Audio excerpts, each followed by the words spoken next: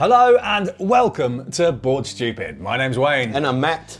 And we're going to give you a mini series, and this is the start of it, where if you wanted to build a board game collection from nothing, this is the series that you're going to come to.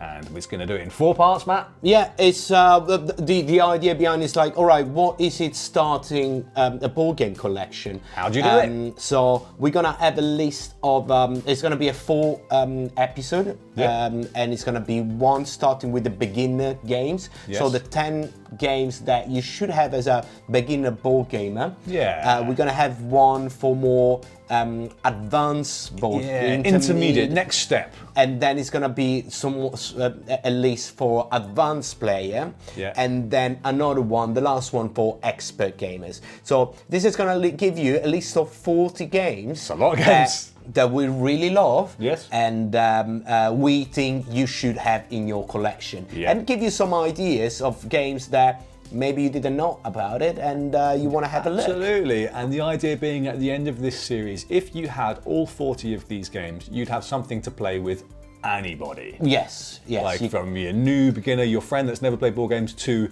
your gamer who like really wants to get into something deep and heavy. So if you watch this series through, you'll get good ideas, hopefully, for all of those, starting with our 10 beginner games.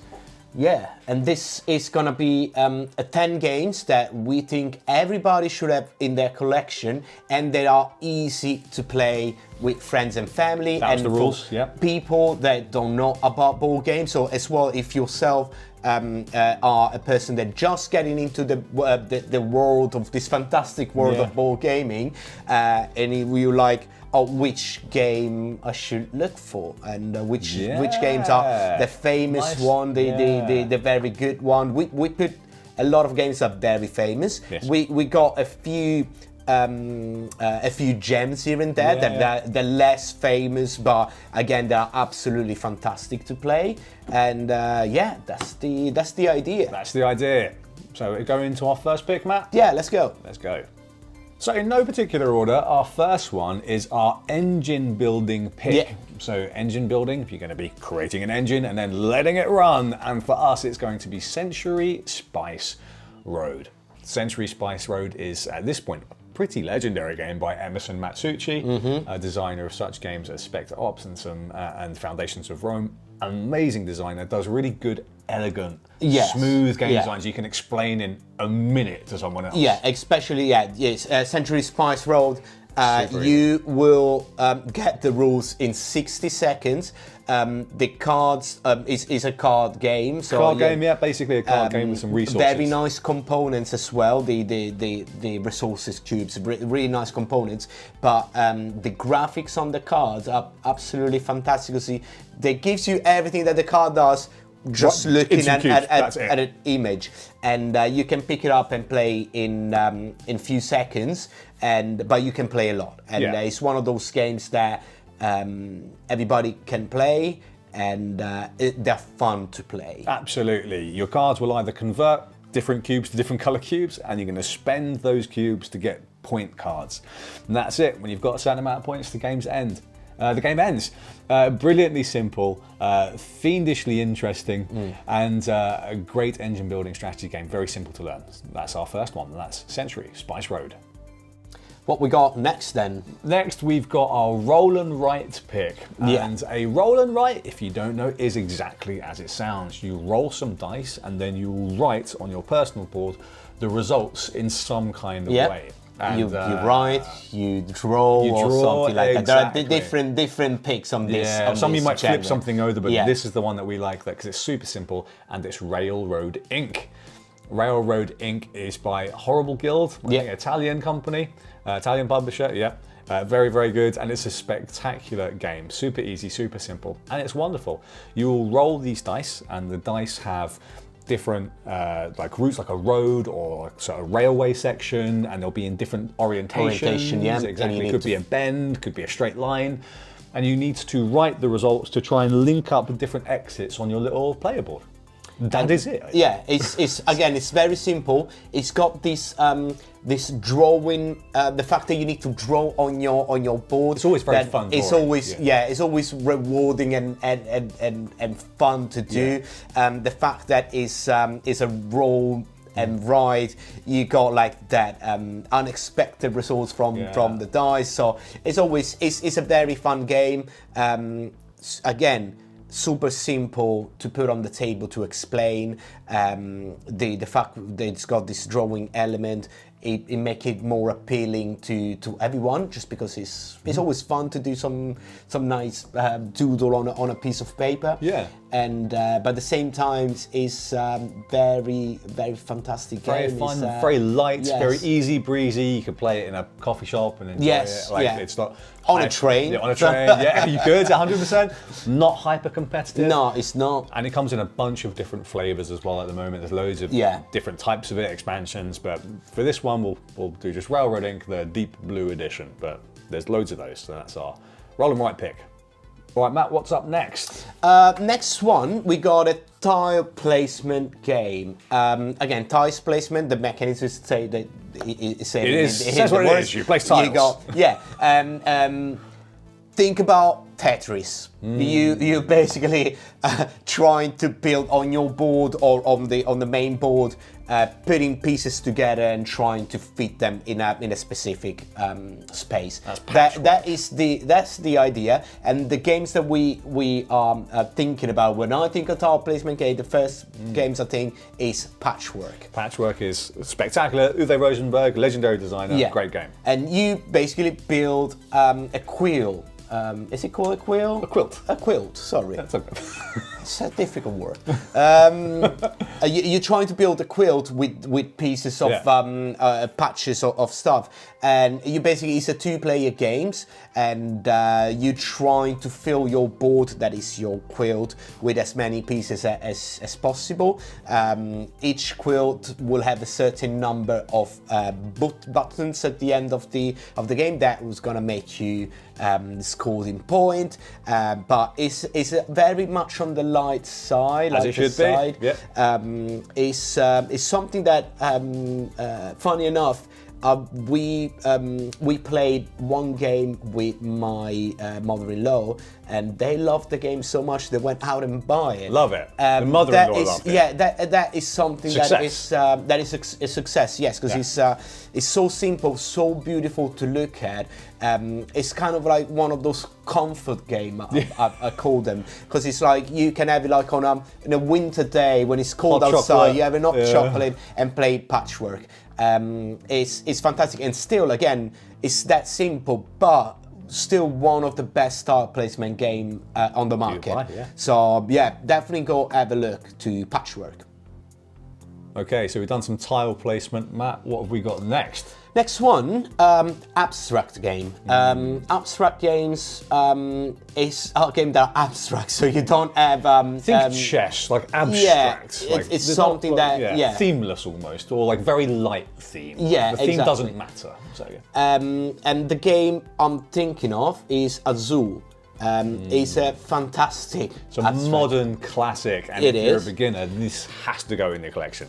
Yeah. So there are a million versions that nowadays they make, because it's one of those games that went so popular that it's starting like milking it. And there are very nice expansions and other modules, but I still think that the original game is the best one. The original one. Definitely I would say start from the original one. Then if you like it, there are other flavors to the game. You basically playing with these tiles that are supposed to be like Portuguese style, ceramic tiles. That's right. But you basically trying to build on your board and putting those tiles in a certain way. A certain pattern, right? You're trying to make creating a certain pattern. Each round will have some tiles in the middle of the board, and you need to pick. You divide it in 5 groups, or depending on how many players there are, and you will have to pick the entire group of those tiles. But if you can't fit them all on your little board, smash on the floor, don't they? I think. Well, those are gonna cost you points, so you're gonna have as a minus in points. It's very good in 2 players, 3 players, 4 players. It's very easy again to pick up. It's beautiful. It's absolutely gorgeous. The production is amazing. Like. It's beautiful to play with, beautiful to feel. The tiles, the tactile experience that we always talk about it. That is, it's really nice. Very rewarding.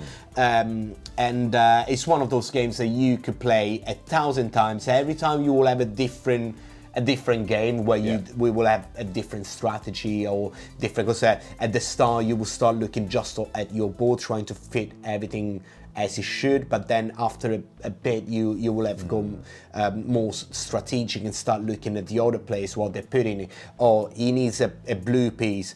There is a blue piece on the board. I'm gonna take it away. I'm gonna get the minus points, but he's not gonna finish his combo.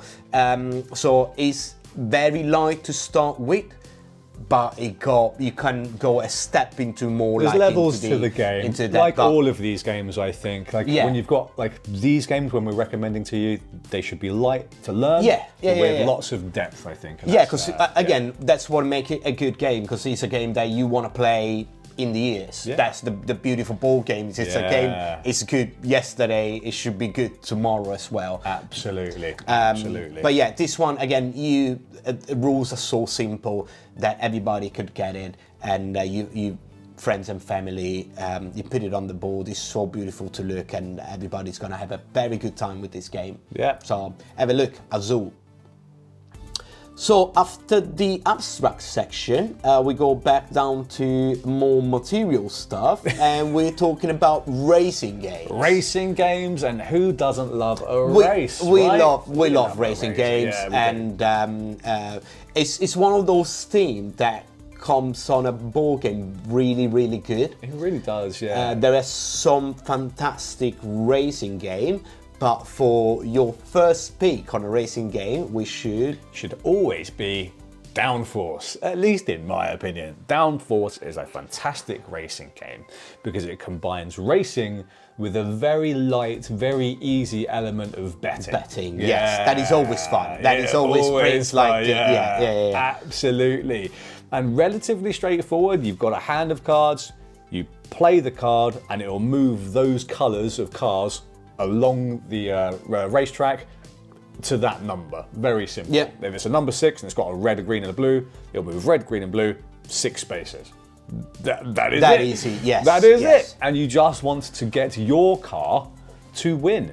At the beginning of the game, you're going to have your own colour car, and obviously you want that to win. But if halfway through the game, maybe you're thinking, I didn't get the cards that I liked, maybe I should bet on Matt's car, and I will play cards that will move his car, which is great, because what you're going to be doing is playing cards that don't just move your cars, you're going to be moving everybody's car.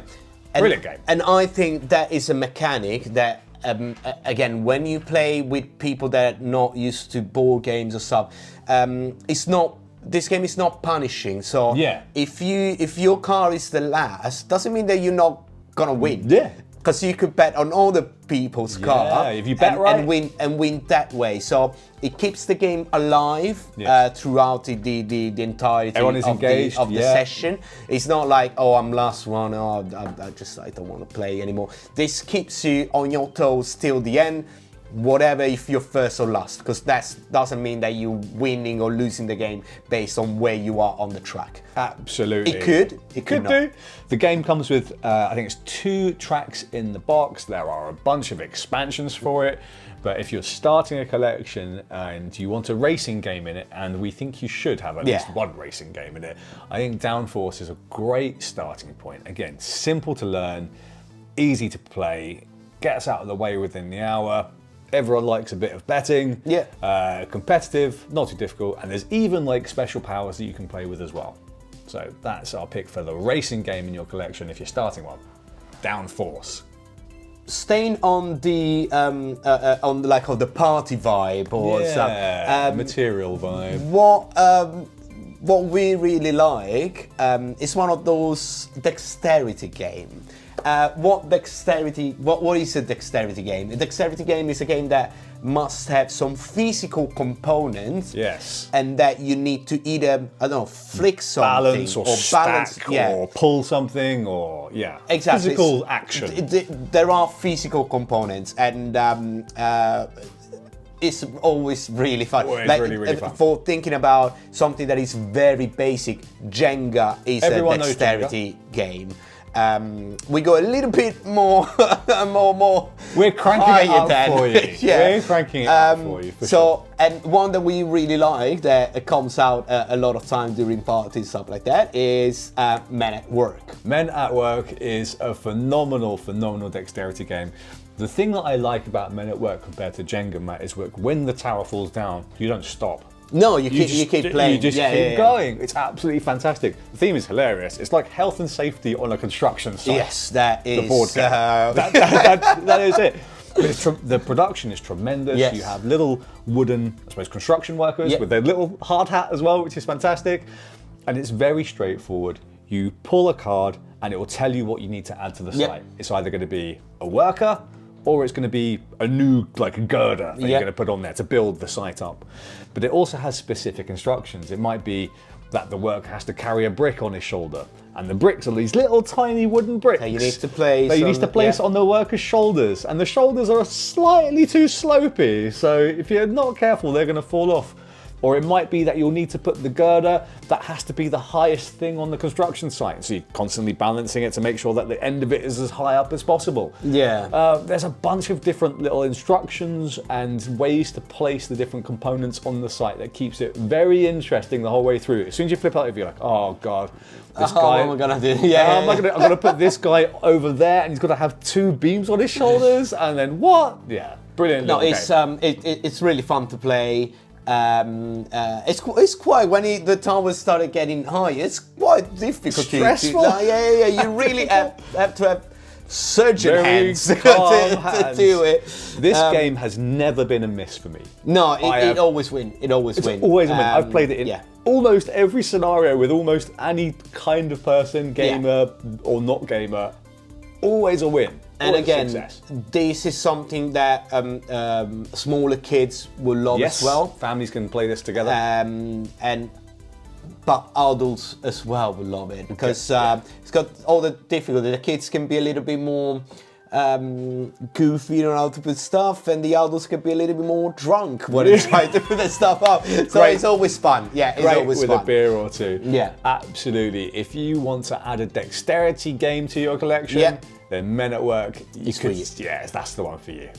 So, next up on our list of beginner board games, you definitely have to have a card game in your collection. If you've got a board game collection, you've got to have a card game or two.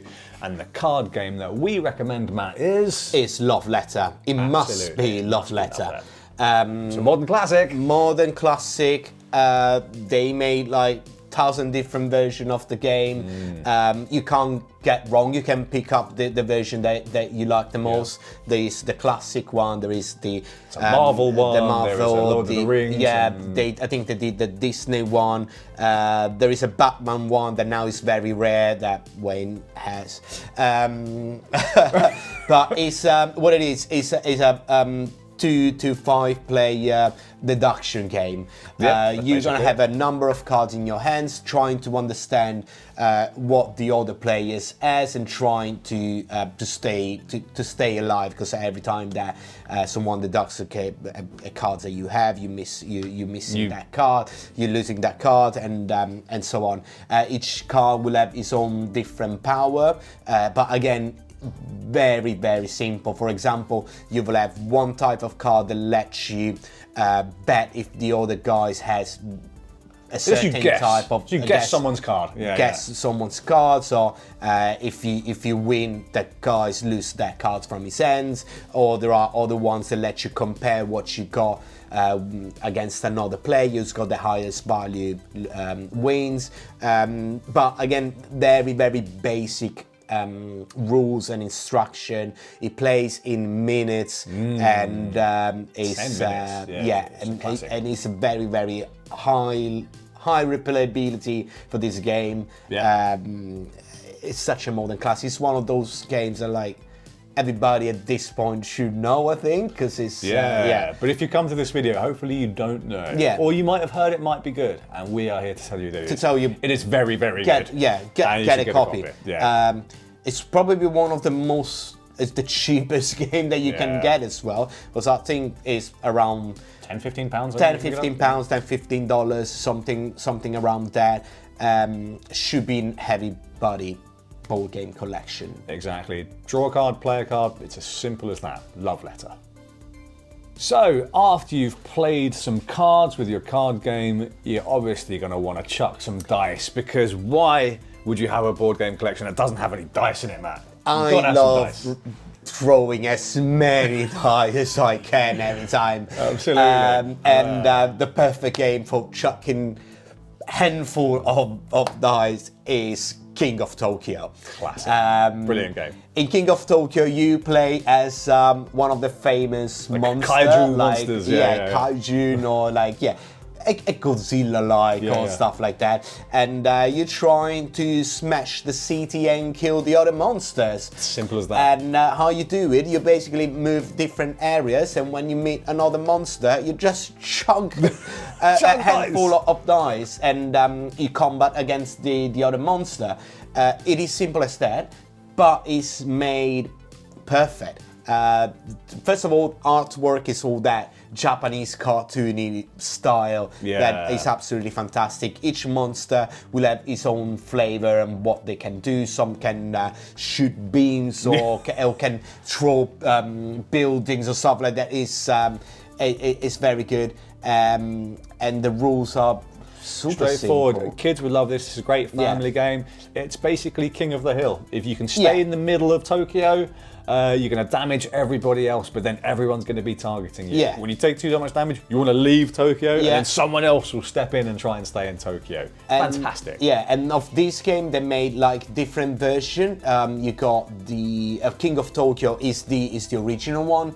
I got a version. I got the King of New York as well. That's the one I've got. Yeah, more complex. It's slightly more complex, but again, the game stays the same. So I would recommend, if you need to start, have a look at King of Tokyo. If you really like the game, you might want to upgrade to King of New York or any other of the most recent expansion and releases for this game. Absolutely. It's a classic. Everybody loves it. It's always fun to just throw dice. Don't expect like high strategy or stuff, because it's about the dice, but that's what makes this game really fun. Yeah, push your luck, chuck dice, battle your friends, destroy monsters, and destroy Tokyo. King of Tokyo. The next one is for hand management. It means like managing the cards that you got in your hands and kind of trying to do something with those cards. The game that everybody should have in their collection to start with is Ticket to Ride.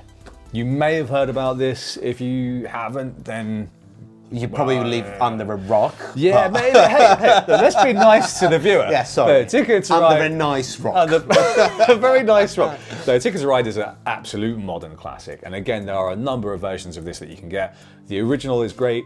Ticket to Ride Europe is the one that I prefer, because it adds a couple of extra things, but you don't need to play with them. You can choose to play without. There are a lot. There is the London Underground. There is San Francisco. There's a two-player game version. There is all sorts. So many. But they all play very much in a similar way. Similar way, very, very similar. And with Ticket to the Ride, it's hand management, but also a bit of route building. You're going to be creating train routes all across the map, and it's actually a really beautiful production. You can pick it up for a relatively good price, and you're going to be playing cards to then play trains on the map. Yeah, that's just as simple as that. Your turn is as simple as I'll either pick up cards from the open market and add them to my hand, or I'll play cards from my hand to then place those trains on the map.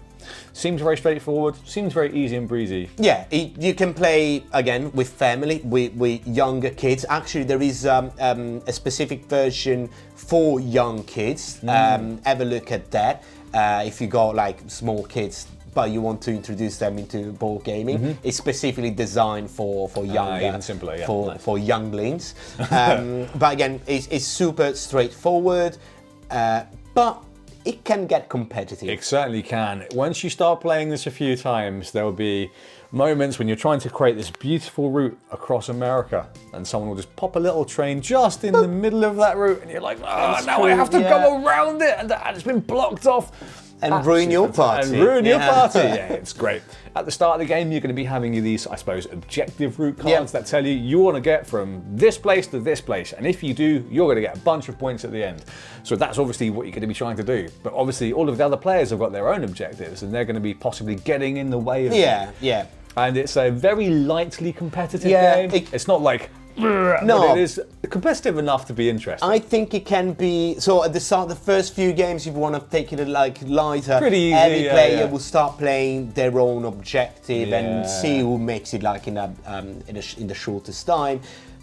But then you're gonna start looking like, it looks like it's going that way. I think his objective is to do that. Less rain on his parade. Yeah, that's a nice route you've got there. It'd be a shame if someone was to just, place a train there. So yeah, competitive, but in a nice way. Come on, and you can pick up this game literally from everywhere.